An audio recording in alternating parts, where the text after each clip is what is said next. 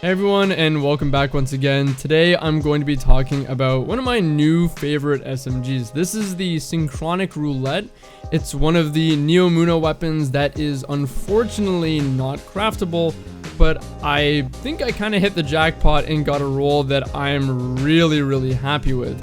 It's got a series of range perks with extended barrel, high cals, and a range masterwork, accompanied by two of my favorite perks in the game, if not my favorite perks in the game, perfect float and target lock. While this SMG isn't an aggressive, it's probably the second best archetype. It's a precision, so it fires at 600 RPM, and it's got the basic stat profile of that classic Antiope or Sheora's Wrath stat package.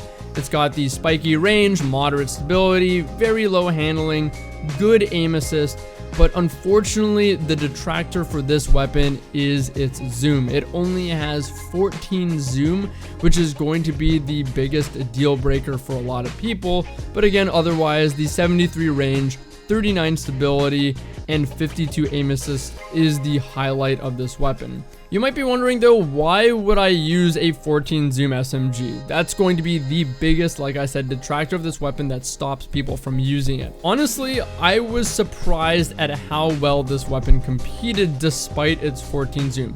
Don't get me wrong, I definitely noticed more times where I knew I didn't have the range to compete, and at certain ranges it was just too hard to stay on target, especially when they're playing cover effectively.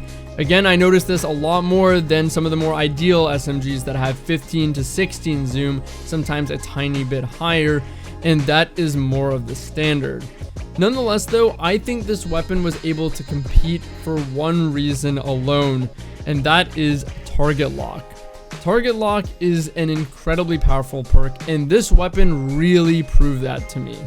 I knew it was strong, and I love the idea of this perk. It's a ramping damage boost so long as you don't miss shots. So you can ultimately get an insane time to kill that's very rewarding for your ceiling, but it demands you to not miss a single shot to really reap the bonuses of it. For those that are unaware, perfect float is one of my favorite perks in the game, simply because being in combat for a moderate amount of time, think similar to Frenzy except a shorter amount of time, gives you bonus AE, which is phenomenal, especially if you're playing this with Strand, and reduces flinch until you're out of combat, so you get that short period of time where you're going to get those boosts, and that pairs perfectly, especially the less flinch, with something like target lock that demands you to stay on target and not miss any shots to get the benefits of. There is another very good option, perhaps a better option of a perk than perfect float in its slot. I was talking to Nomthray on his stream. If you don't know who that is, he is one of the best, if not the best SMG user in my opinion,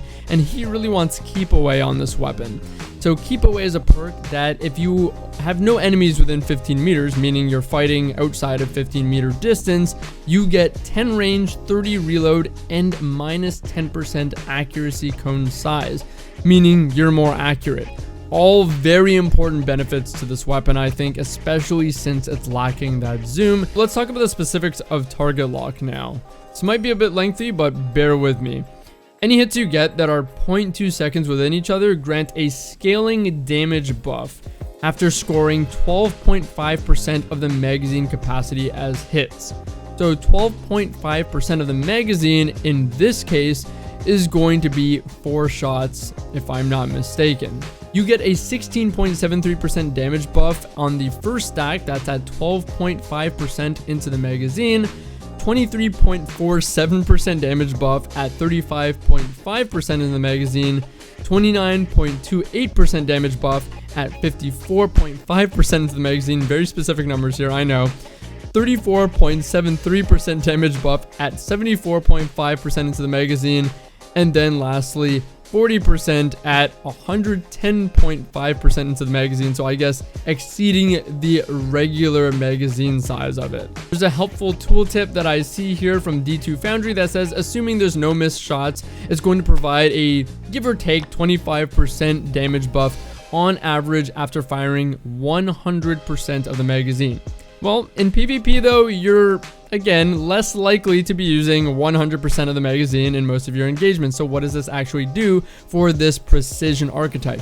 It's very hard to measure the wide spectrum of things that this ramping damage buff could affect, especially when you consider different ranges, damage drop-off, the combination of headshots and body shots, but I tried to look at the most basic of scenarios to see exactly a good example of benefit that we can be expecting. So on the precision archetype, like I said, with this weapon with a 26 bullet magazine, you're going to expect your damage buffs to be at 4 shots and then at 10 shots. So you're going to get that roughly 16 to 17% damage buff at the 4th shot onwards.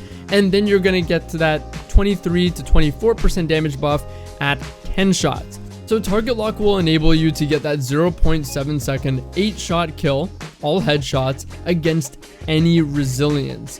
Normally at 6 resilience, that would stop it and extend your time to kill, no longer allowing that 0.7. But with target lock, you're enabling yourself to do that against any resilience. At 5 resilience, you're going to be able to get 10 body shot kills. So that's a 0.9 second time to kill to the body, no headshots because of target lock. And at 10 resilience, you'll be able to do that in 11 body shots, which is still a 1 second body time to kill. Again, no headshots required. And like I briefly mentioned earlier, this could help you with your range performance as well because of that damage boost, so long as, again, you're staying on target at range. The neomuna weapons have a very interesting origin trait though that actually helps this weapon a good amount as well.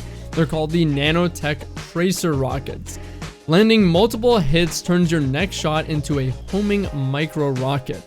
So landing rapid hits on a target means that on your 11th shot, it's going to fire a tracking rocket that deals roughly 29 damage. This is probably not going to happen within your optimal range because, I mean, you're probably going to kill faster than that. It's an 11-shot kill, and with target lock, you're probably going to kill at 11 shots most of the time.